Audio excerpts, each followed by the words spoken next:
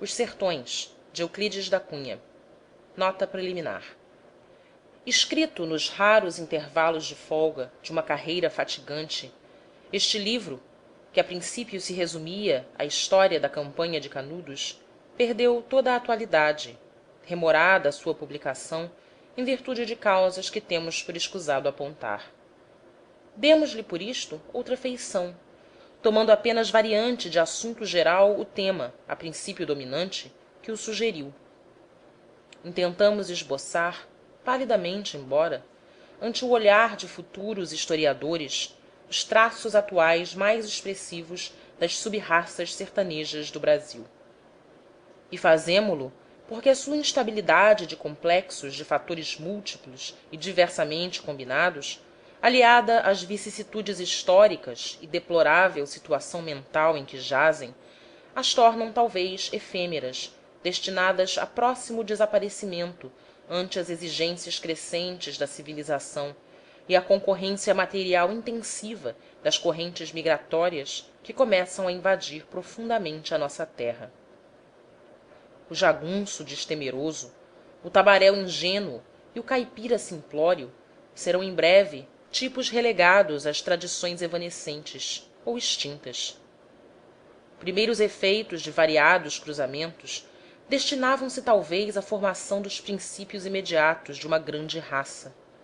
Faltou-lhes, porém, uma situação de parada, o equilíbrio, que lhes não permite mais a velocidade adquirida pela marcha dos povos neste século. Retardatários hoje, amanhã se extinguirão de todo. A civilização avançará nos sertões, impelida por essa implacável força motriz da história que Gumplowicz, maior do que Hobbes, lobrigou, num lance genial, no esmagamento inevitável das raças fracas pelas raças fortes. A campanha de Canudos tem, por isto, a significação inegável de um primeiro assalto, em luta talvez longa. Nem enfraquece o acerto o termo-la realizado nós, filhos do mesmo solo, porque etnologicamente indefinidos, sem tradições nacionais uniformes, vivendo parasitariamente à beira do Atlântico dos princípios civilizadores elaborados na Europa e armados pela indústria alemã, tivemos na ação um papel singular de mercenários inconscientes. Além disto, mal unidos àqueles extraordinários patrícios pelo solo em parte desconhecido, deles de todo nos separa uma coordenada histórica, o tempo. Aquela campanha lembra um refluxo para o passado, e foi na significação integral da palavra um crime. Denunciemo-lo. E tanto quanto permitir a firmeza do nosso espírito, façamos jus ao admirável conceito de Taine sobre o narrador sincero que encara a história como ela merece. Il s'irrite contre les demi-vérités que sont des demi-faussetés, contre les auteurs qui n'altèrent ni une date, ni une généalogie, mais dénaturent les sentiments et les mœurs, qui gardent les dessins des événements et en changent la couleur, qui copient les faits et défigurent l'homme. Il veut sentir un barbare parmi les barbares, et parmi les anciens un ancien. Euclides da Cunha, São Paulo, 1901. Fim da nota preliminar.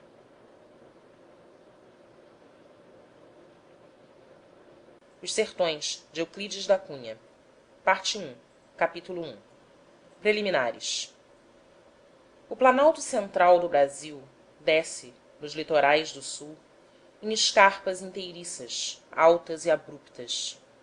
Assoberba os mares e desata-se em chapadões nivelados pelos visos das cordilheiras marítimas, distendidas do Rio Grande a Minas.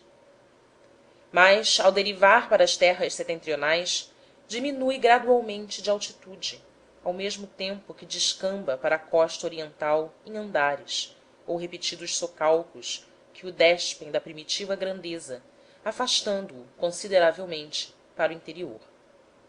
De sorte que quem o contorna, seguindo para o norte, observa notáveis mudanças de relevos.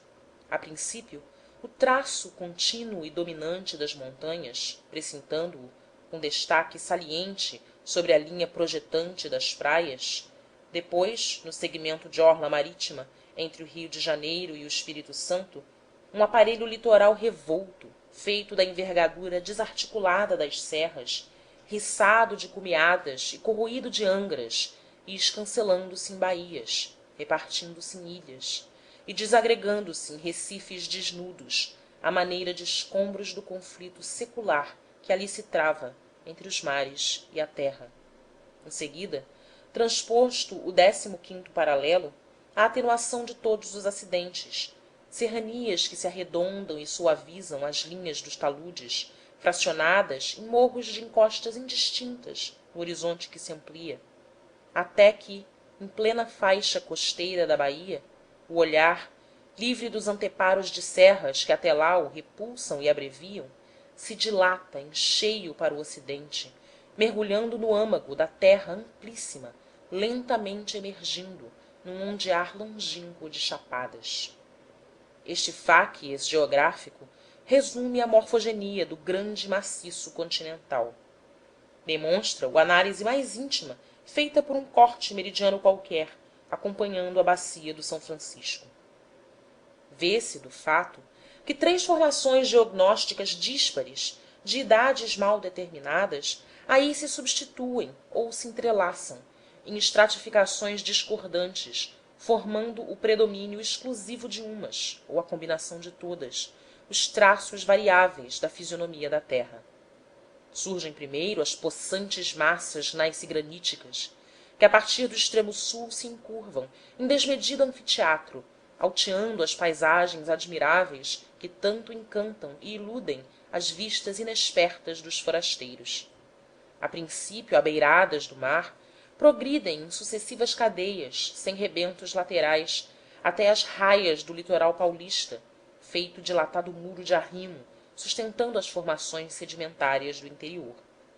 A terra sobranceia o oceano, dominante do fastígio das escarpas, e quem a alcança como quem vinga a rampa de um majestoso palco, justifica todos os exageros descritivos, do gongorismo de Rocha Pita às extravagâncias geniais de Buckle, que fazem deste país região privilegiada, onde a natureza armou a sua mais portentosa oficina.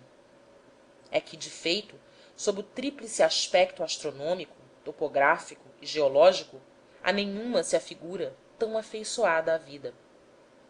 Transmontadas as serras, sob a linha fulgurante do trópico, vêem-se, estirados para o ocidente e norte, extensos chapadões, cuja urdidura de camadas horizontais de grés argiloso, intercaladas de emersões calcárias ou diques de rochas eruptivas básicas, do mesmo passo lhes explica a exuberância sem par e as áreas complanadas e vastas. A terra atrai irresistivelmente o homem, arrebatando-o na própria correnteza dos rios, que do Iguaçu ao Tietê, traçando originalíssima rede hidrográfica, correm da costa para os sertões, como se nascessem nos mares e canalizassem as suas energias eternas para os recessos das matas opulentas.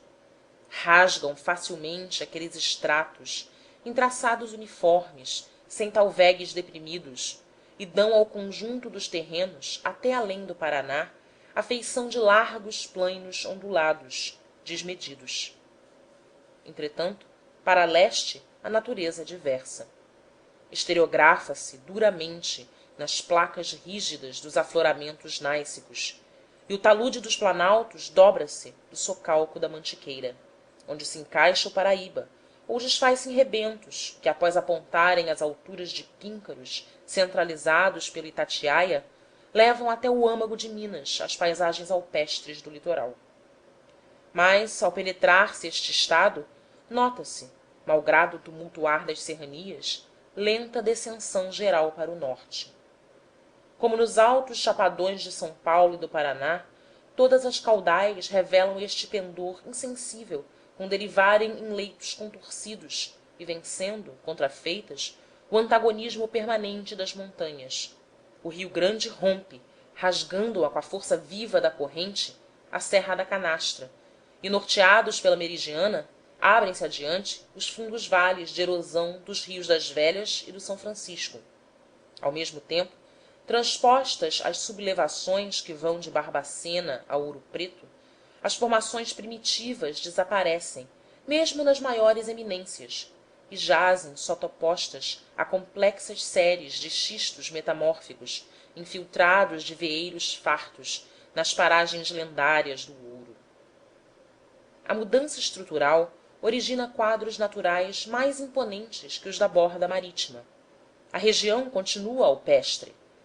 O caráter das rochas, exposto nas abas dos cerros de quartzito ou nas grimpas em que se empilham as placas do itacolomito, avassalando as alturas, aviva todos os acidentes, desde os maciços que vão de Ouro Branco a Sabará, à zona diamantina, expandindo-se para nordeste, nas chapadas que se desenrolam, nivelando-se às cimas da Serra do Espinhaço. E esta, apesar da sugestiva denominação de Eschwege, mal sobressai entre aquelas lombadas definidoras de uma situação dominante.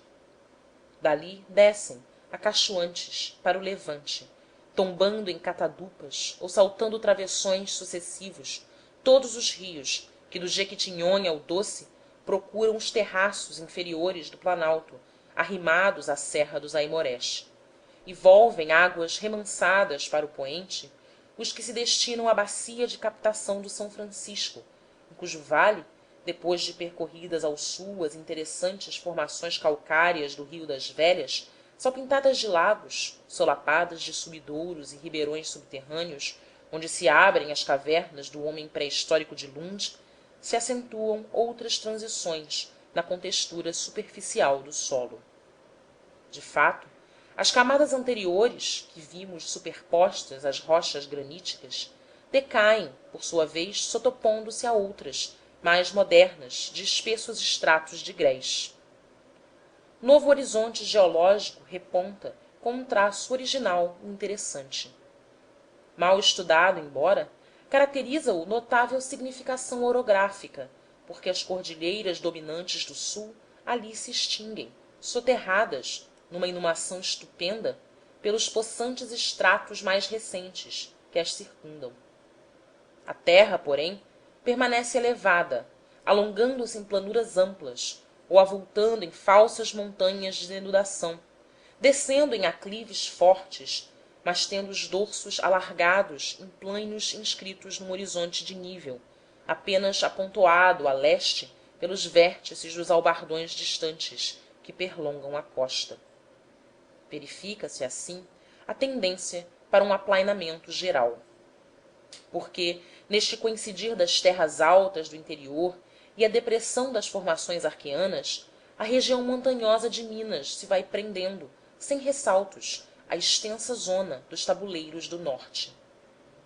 A Serra do Grão-Mogol, raiando as lindes da Bahia, é o primeiro espécimen dessas esplêndidas chapadas imitando cordilheiras que tanto perturbam aos geógrafos descuidados, e as demais que a convizinham, da do Cabral mais próxima, a da Mata da Corda alongando-se para Goiás, modelam-se de maneira idêntica. Os sulcos de erosão que as retalham são cortes geológicos expressivos. Ostentam em plano vertical, sucedendo-se a partir da base, as mesmas rochas que vimos substituírem em alongado roteiro pela superfície. Embaixo, os rebentos graníticos, decaídos pelo fundo dos vales, incômodos esparsos. À meia encosta, inclinadas, as placas xistosas mais recentes. No alto, sobrepujando-as ou circuitando-lhes os flancos em vales monoclínicos, os lençóis de grés, predominantes e oferecendo aos agentes meteóricos plasticidade admirável aos mais caprichosos modelos. Sem linhas de cumeadas, as maiores serranias nada mais são que planuras altas, extensas rechãs terminando de chofre em encostas abruptas, na molduragem golpeante do regime torrencial sobre o terreno permeável e móvel. Caindo por ali há séculos as fortes enxurradas, derivando a princípio em linhas divagantes de drenagem, foram pouco a pouco reprofundando as, talhando as em quebradas que se fizeram cânions e se fizeram vales em declive até orlarem de escarpamentos e despenhadeiros aqueles plainos soerguidos. E consoante a resistência dos materiais trabalhados, variaram nos aspectos. Aqui apontam rijamente, sobre as áreas de nível, os últimos fragmentos das rochas enterradas, desvendando-se em fraguedos que mal relembram, na altura, o antiquíssimo Himalaia brasileiro, desbarrancado em desintegração contínua por todo o curso das idades. Adiante, mais caprichosos, se escalonam em alinhamentos incorretos de menires colossais ou em círculos enormes, recordando na disposição dos grandes blocos superpostos, em rimas, muramentos desmantelados de ciclópicos coliseus em ruínas, ou então, pelos visos das escarpas, oblíquos e sobranceando as planuras que interopostos ladeiam, lembram aduelas desconformes, restos da monstruosa abóbada da antiga cordilheira, desabada. Mas desaparecem de todo em vários pontos. Estiram-se então planuras vastas, galgando as pelos taludes que as soerguem, dando-lhes a aparência exata de tabuleiros suspensos. Topam-se a centenas de metros extensas áreas ampliando-se, boleadas, pelos quadrantes, numa prolongação indefinida de mares. É a paragem formosíssima dos Campos Gerais, expandida em chapadões ondulantes, grandes tablados onde campeia a sociedade rude dos vaqueiros. Atravessemo-la. Adiante, a partir de Monte Alto, estas conformações naturais se bipartem.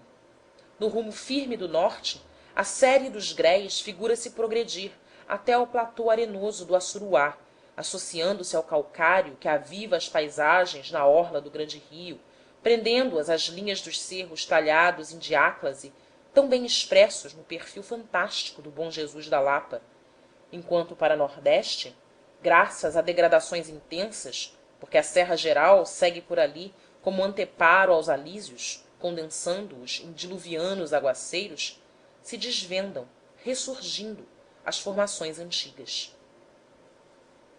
Desenterram-se as montanhas. Reponta a região diamantina, na Bahia, revivendo inteiramente a de Minas, como um desdobramento, ou antes um prolongamento, porque é a mesma formação mineira, rasgando, afinal, os lençóis de grés e alteando-se com os mesmos contornos alpestres e perturbados, nos alcantis que irradiam da tromba ou avultam para o norte nos xistos huronianos das cadeias paralelas de Sincorá. Deste ponto em diante, porém, o eixo da Serra Geral se fragmenta, indefinido, desfaz-se. A cordilheira eriça-se de contrafortes e talhados, de onde saltam, acachoando, em despenhos, para o levante, as nascentes do Paraguaçu e um dédalo de serranias tortuosas, pouco elevadas, mas inúmeras, cruza-se embaralhadamente sobre o largo dos Gerais, cobrindo-os. Transmuda-se o caráter topográfico, retratando o desapoderado embater dos elementos, que ali reagem há milênios entre montanhas derruídas, e a queda, até então gradativa, dos planaltos começa a derivar em desnivelamentos consideráveis. Revela-os o São Francisco, no vivo infletir com que torce para o levante, indicando, do mesmo passo, a transformação geral da região. Esta é mais deprimida e mais revolta. Cai para os terraços inferiores, entre um tumultuar de morros incoerentemente esparsos. O último rebento da serra principal, a da Itiúba, reúne-lhe alguns galhos indecisos, fundindo as expansões setentrionais das da Furna, Cocais e Sincorá. Alteia-se um momento, mas descai logo para todos os rumos. Para o norte, originando a corredeira de 400 quilômetros a jusante do Sobradinho. Para o sul, em segmentos dispersos que vão até além do Monte Santo. E para leste, passando sob as chapadas de Jeremoabo, até se desvendar no salto prodigioso de Paulo Afonso.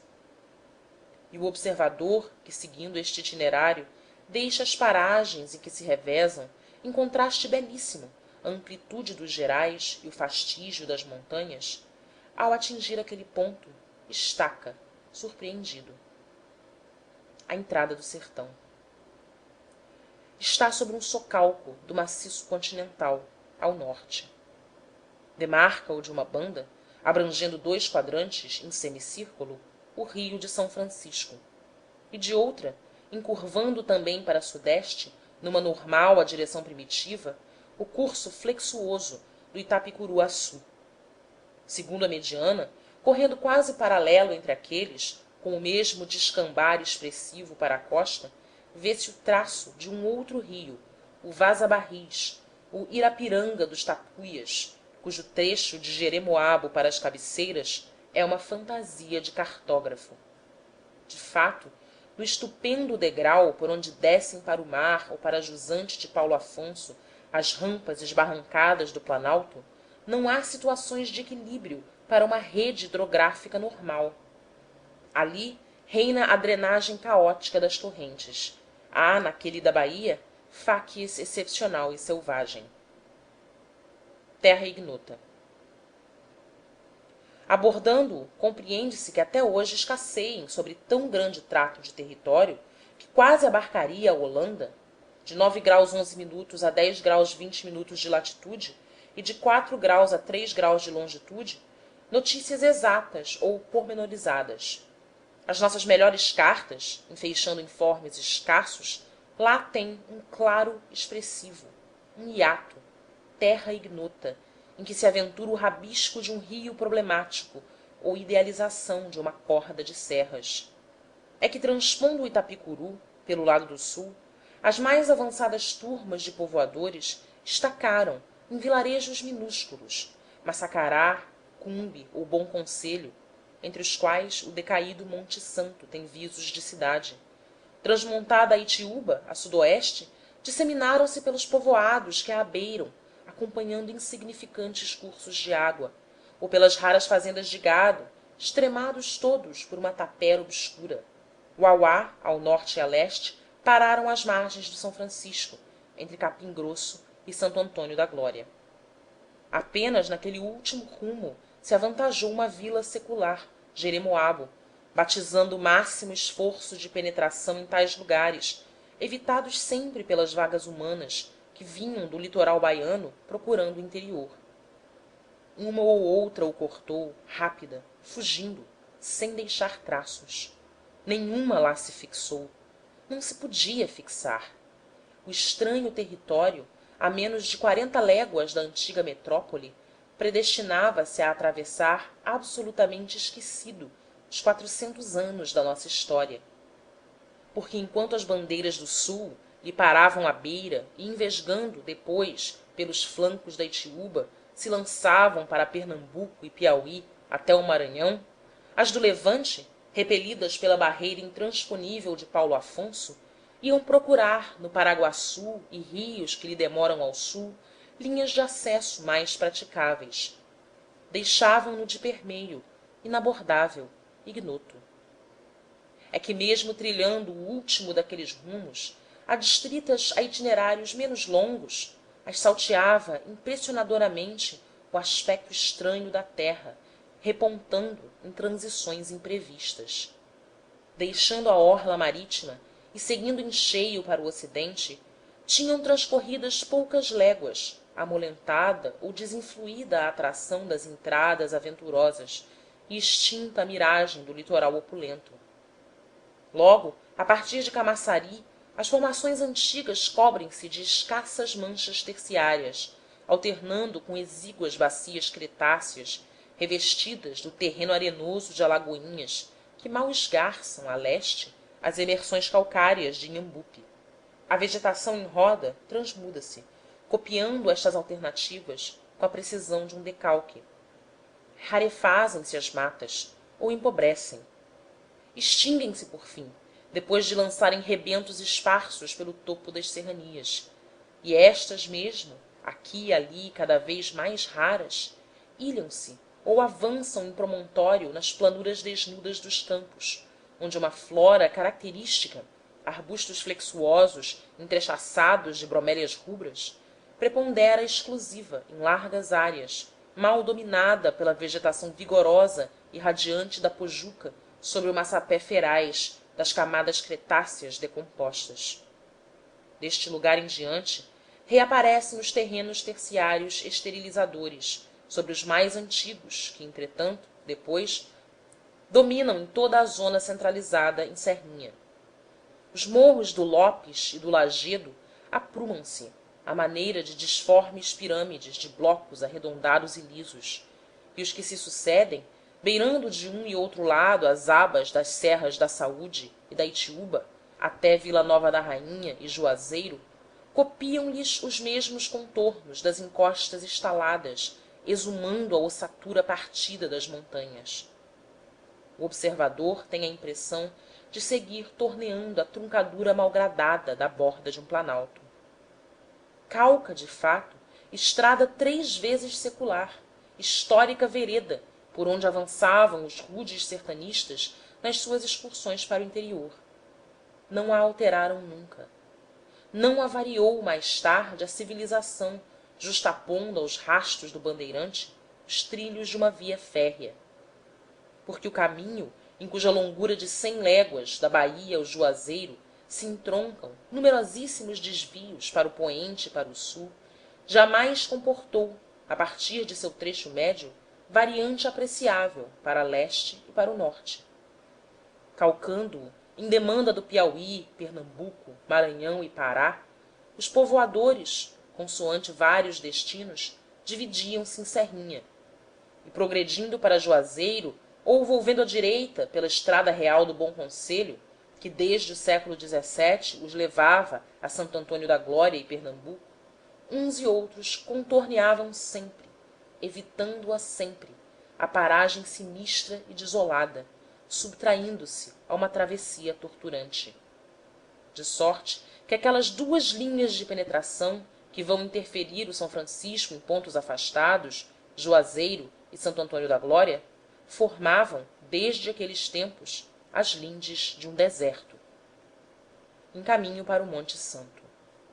No entanto, quem se abalança a atravessá-lo, partindo de Queimadas para nordeste, não se surpreende a princípio. Recurvo em meandros, o Itapicuru alenta vegetação vivaz, e as barrancas pedregosas do Jacurici debruam-se de pequenas matas. O terreno, areento e chão, permite travessia desafogada e rápida.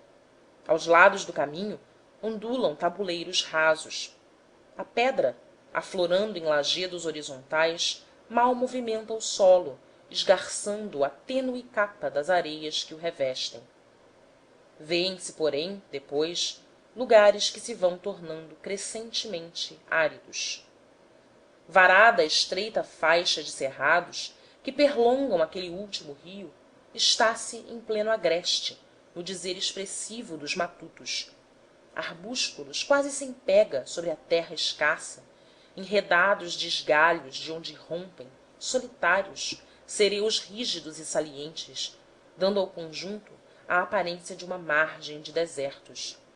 E o facies daquele sertão inóspito vai se esboçando, lenta e impressionadoramente.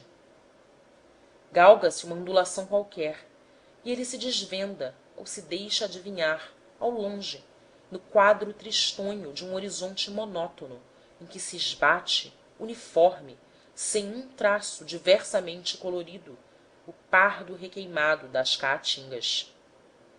Intercorrem ainda paragens menos estéreis, e nos trechos em que se operou a decomposição in situ do granito, originando algumas manchas argilosas, as copas virentes dos ouricurizeiros circuitam, parênteses breves abertos na aridez geral, as bordas das ipueiras.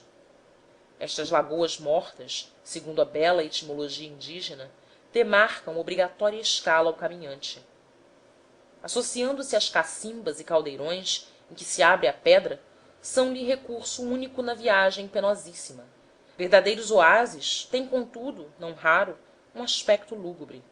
Localizadas em depressões, entre colinas nuas, envoltas pelos mandacarus despidos e tristes, como espectros de árvores, ou num colo de chapada, recortando-se com destaque no chão poento e pardo, graças à placa verde e negra das algas unicelulares que as revestem. algumas denotam um esforço dos filhos do sertão. Encontram-se, orlando-as, erguidos como represas entre as encostas, toscos muramentos de pedra seca. Lembram monumentos de uma sociedade obscura, patrimônio comum dos que por ali se agitam nas aperturas do clima feroz, vem em geral de remoto passado.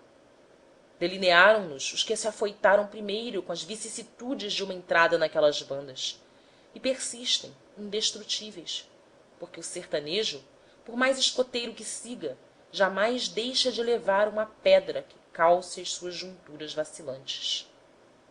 Mas, transpostos estes pontos, imperfeita cópia das barragens romanas remanescentes na Tunísia, entra-se outra vez nos areais exsicados. E avançando célere, sobretudo nos trechos em que se sucedem pequenas ondulações, todas da mesma forma e do mesmo modo dispostas, o viajante mais rápido tem a sensação da imobilidade. Patenteiam se lhe uniformes os mesmos quadros num horizonte invariável que se afasta à medida que ele avança. Raras vezes, como no povoado minúsculo de cansanção, larga emersão de terreno fértil se recama de vegetação virente. Despontam vivendas pobres, algumas desertas pela retirada dos vaqueiros que a seca espavoriu, em ruínas outras, agravando todas no aspecto paupérrimo o traço melancólico das paisagens. Nas cercanias de quirinquinquá, porém, começa a movimentar-se o solo. O pequeno sítio ali ereto alevanta-se já sobre alta expansão granítica e, atentando-se para o norte, divisa-se região diversa, riçada de vales e serranias, perdendo-se ao longe em grimpas fugitivas. A serra de Monte Santo, com um perfil de todo oposto aos redondos contornos que lhe desenhou o ilustre Martins, empina-se, a pique, na frente, em possante dique de quartzito branco, de azulados tons, em relevo sobre a massa gnáisica que constitui toda a base do solo. Dominante sobre seu enorme paredão, vincado pelas linhas dos estratos, expostas pela erosão eólia, afigura-se cortina de muralha monumental. Termina em crista altíssima, extremando-lhe o desenvolvimento no rumo de 13 graus nordeste, a cavaleiro da vila que se lhe erige no sopé. Centraliza um horizonte vasto. Observa-se, então, que, atenuados para o sul e leste, os acidentes predominantes da terra progridem, avassalando os quadrantes do norte. O sítio do Caldeirão, 3 léguas adiante, ergue-se à margem dessa sublevação metamórfica, e, alcançando-o e transpondo-o, entra-se, afinal, em cheio, no sertão adusto. Primeiras impressões. É uma paragem impressionadora. As condições estruturais da terra lá se vincularam à violência máxima dos agentes exteriores para o desenho de relevos estupendos. O regime torrencial dos climas excessivos, sobrevindo de súbito depois das insolações demoradas e embatendo naqueles pendores, expôs a muito, arrebatando-lhes para longe todos os elementos degradados, as séries mais antigas daqueles últimos rebentos das montanhas, todas as variedades cristalinas e os quartzitos ásperos e as filades e calcários revezando-se ou entrelaçando-se, repontando duramente a cada passo, mal cobertos por uma flora tolhiça, dispondo-se em cenários em que ressalta predominante o aspecto atormentado das paisagens.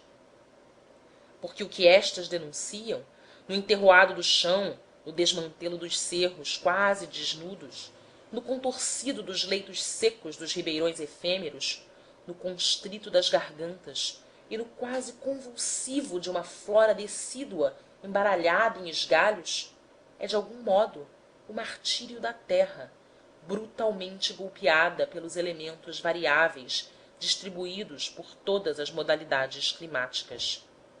De um lado, a extrema secura dos ares no estio, facilitando pela irradiação noturna a perda instantânea do calor absorvido pelas rochas expostas às soalheiras, impõe-lhes a alternativa de alturas e quedas termométricas repentinas. E daí um jogar de dilatações e contrações que as disjunge, abrindo-as segundo os planos de menor resistência. De outro, as chuvas que fecham de improviso os ciclos adurentes das secas precipitam estas reações demoradas. As forças que trabalham a terra atacam-na na contextura íntima e na superfície, sem intervalos na ação demolidora, substituindo-se com intercadência invariável nas duas estações únicas da região. Dissociam na nos verões queimosos, degradam na nos invernos torrenciais.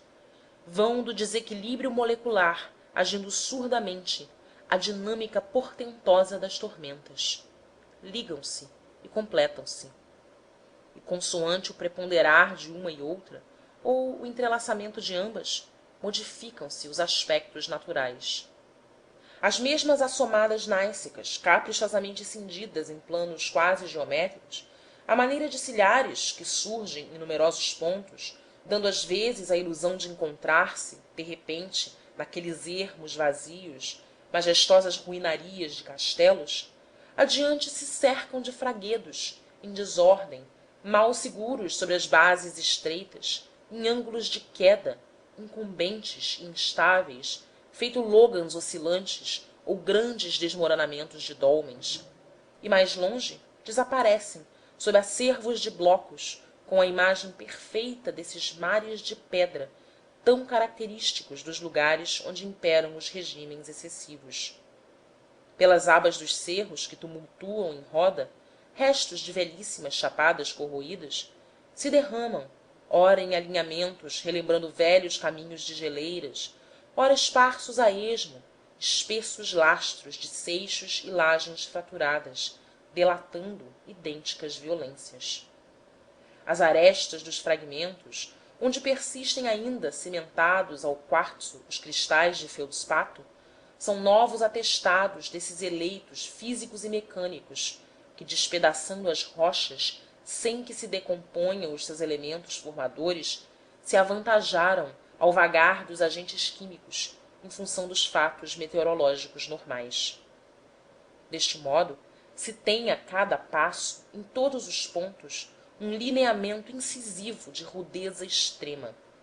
Atenuando-o em parte, deparam-se várzeas deprimidas, sedes de antigos lagos, extintos agora em ipueiras apauladas, que demarcam os pousos dos vaqueiros. Recortam nas, no entanto, abertos em caixão, os leitos, as mais das vezes secos, de ribeirões que só se enchem nas breves estações das chuvas. Obstruídos, na maioria, de espessos lastros de blocos, entre os quais, fora das enchentes súbitas, defluem tênues fios de água, são uma reprodução completa dos uedes que marginam o Saara. Despontam lhes, em geral, normais às barrancas, estratos de um tal coxisto azul escuro, em placas brunidas, reverberando a luz em fulgurar metálico, e sobre elas, cobrindo extensas áreas, camadas menos resistentes de argila vermelha, cindidas de veios de quartzo, interceptando lhes, discordantes, os planos estratigráficos.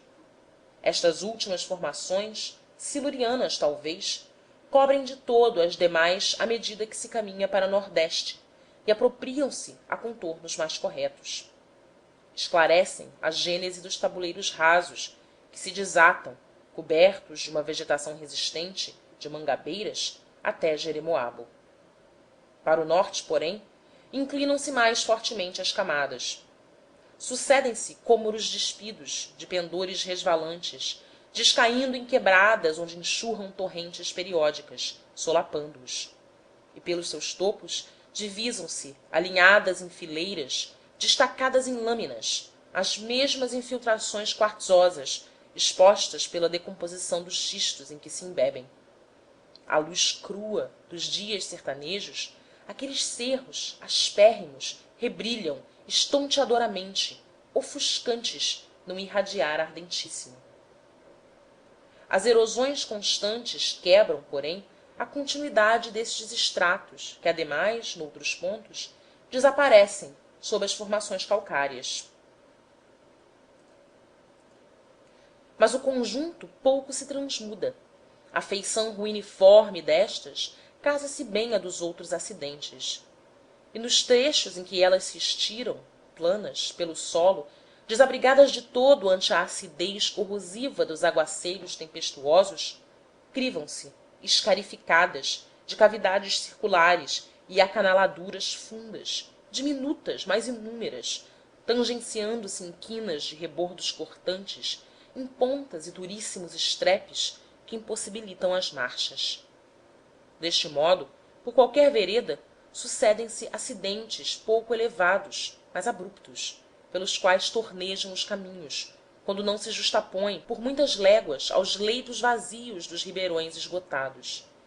E por mais inexperto que seja o observador, ao deixar as perspectivas majestosas que se desdobram ao sul, trocando-as pelos cenários emocionantes daquela natureza torturada, tem a impressão persistente de calcar o fundo recém-sublevado de um mar extinto, tendo ainda estereotipada naquelas camadas rígidas a agitação das ondas e das voragens.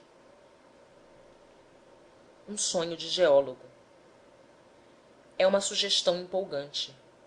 Vai-se de boa sombra com um naturalista algo romântico, imaginando-se que por ali turbilhonaram largo tempo, na idade terciária, as vagas e as correntes. Porque, a despeito da escassez de dados permitindo uma dessas profecias retrospectivas, no dizer elegante de Huxley, capaz de esboçar a situação daquela zona em idades remotas, todos os caracteres que sumariamos reforçam a concepção aventurosa. Alentam na ainda. O estranho desnudamento da terra, os alinhamentos notáveis em que jazem os materiais fraturados, orlando, em verdadeiras curvas de nível, os flancos das serranias. As escarpas dos tabuleiros, terminando em taludes a prumo, que recordam falésias, e, até certo ponto, os restos da fauna pliocena, que fazem dos caldeirões enormes ossuários de mastodontes, cheios de vértebras desconjuntadas e partidas, como se ali a vida fosse, de chofre, salteada e extinta pelas energias revoltas de um cataclismo. Há também a presunção derivada de situação anterior, exposta em dados positivos. As pesquisas de Fred Hart, de fato, estabelecem nas terras circunjacentes a Paulo Afonso a existência de inegáveis bacias cretáceas. E sendo os fósseis que as definem idênticos aos encontrados no Peru e México, e contemporâneos dos que Agassiz descobriu no Panamá, todos estes elementos se acolchetam no deduzir-se que vasto oceano cretáceo rolou as suas ondas sobre as terras fronteiras das duas Américas, ligando o Atlântico ao Pacífico. Cobria, assim, grande parte dos estados setentrionais brasileiros, indo bater contra os terraços superiores dos planaltos, onde extensos depósitos sedimentários denunciam idade mais antiga, o Paleozoico Médio. Então, destacadas das grandes ilhas emergentes, as grimpas mais altas das nossas cordilheiras mal apontavam ao norte, na solidão imensa das águas. Não existiam os Andes. O Amazonas, largo canal entre altiplanuras das Guianas e as do continente, separava-as ilhadas. Para as bandas do sul, o maciço de Goiás, o mais antigo do mundo, segundo a dedução de Gerber, o de Minas e parte do Planalto Paulista, onde fulgurava, em plena atividade, o vulcão de Caldas, constituíam o núcleo do continente futuro. Porque se operava lentamente uma sublevação geral. As massas graníticas alteavam-se ao norte, arrastando o conjunto geral das terras numa rotação vagarosa em torno de um eixo, imaginado por Emilier entre os chapadões de Barbacena e a Bolívia.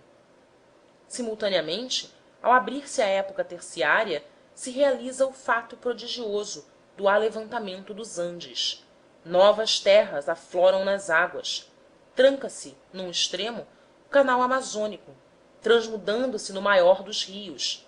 Ampliam-se os arquipélagos esparsos e ganglionam-se em istmos e fundem-se. Arredondam-se, maiores, os contornos das costas. integra-se lentamente à América. Então os terrenos da extrema setentrional da Bahia, que se resumiam nos cachopos de quartzito de Monte Santo e visos de Itiúba, esparsos pelas águas, avolumaram-se num ascender contínuo. Elas nesse vagaroso altear-se, enquanto as regiões mais altas recém-desvendadas se salpintavam de lagos, toda a parte média daquela escarpa permanecia imersa. Uma corrente impetuosa, de que é forma decaída a atual da nossa costa, enlaçava-a.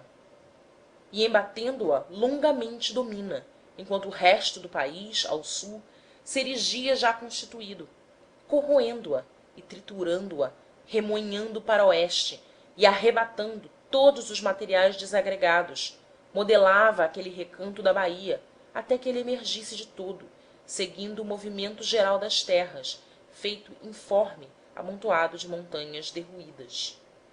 O regime desértico ali se firmou, então, em flagrante antagonismo com as disposições geográficas, sobre uma escarpa onde nada recorda as depressões sem escoamento dos desertos clássicos. Acredita-se que a região incipiente ainda está preparando-se para a vida. O líquen ainda ataca a pedra, fecundando a terra. E lutando tenazmente com o flagelar do clima, uma flora de resistência rara por ali entretece a trama das raízes, obstando em parte que as torrentes arrebatem todos os princípios exsolvidos, acumulando-os pouco a pouco na conquista da paragem desolada, cujos contornos suaviza, sem impedir contudo nos estios longos as insolações inclementes e as águas selvagens degradando o solo.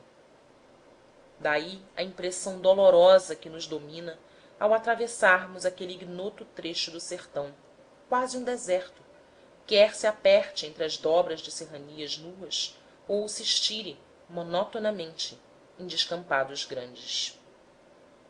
Fim do capítulo 1.